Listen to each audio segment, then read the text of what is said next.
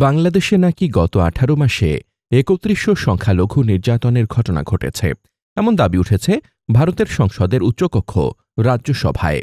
কিন্তু প্রশ্ন হচ্ছে, সংখ্যালঘু নির্যাতনের এই সংখ্যা কোথা থেকে এলো, তথ্য কোথায়, আর কেন এই সময়কে কথা বলার জন্য বেছে নেওয়া হলো? ভারতের পররাষ্ট্র প্রতিমন্ত্রী পবিত্রা মার্গারিটা রাজ্যসভায় দাবি করেছেন, ২০২৪ সালের আগস্ট থেকে ২০২৬ সালের ফেব্রুয়ারি পর্যন্ত বাংলাদেশে সংখ্যালঘুদের ওপর প্রায় ৩১০০ সহিংসতার ঘটনা ঘটেছে।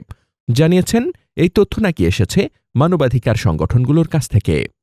কিন্তু অবাক করার বিষয় হচ্ছে, বাংলাদেশে ঘটে যাওয়া এই ৩১০০ সংখ্যালঘু সহিংসতার ঘটনার কোনো পূর্ণাঙ্গ তালিকা প্রকাশ করা হয়নি।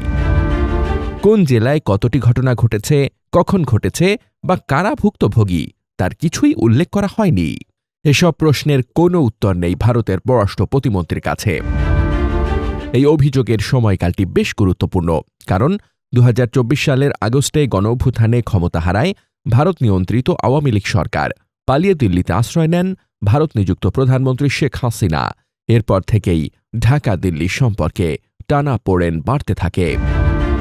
সমালোচকদের প্রশ্ন, বাংলাদেশে সংখ্যালঘু নির্যাতনের ভারতের এই অভিযোগ কি সত্যি মানবাধিকার বিষয়ক উদ্বেগ, নাকি এটি বাংলাদেশের বিরুদ্ধে ভারতের একটি কূটনৈতিক চাপের কৌশল?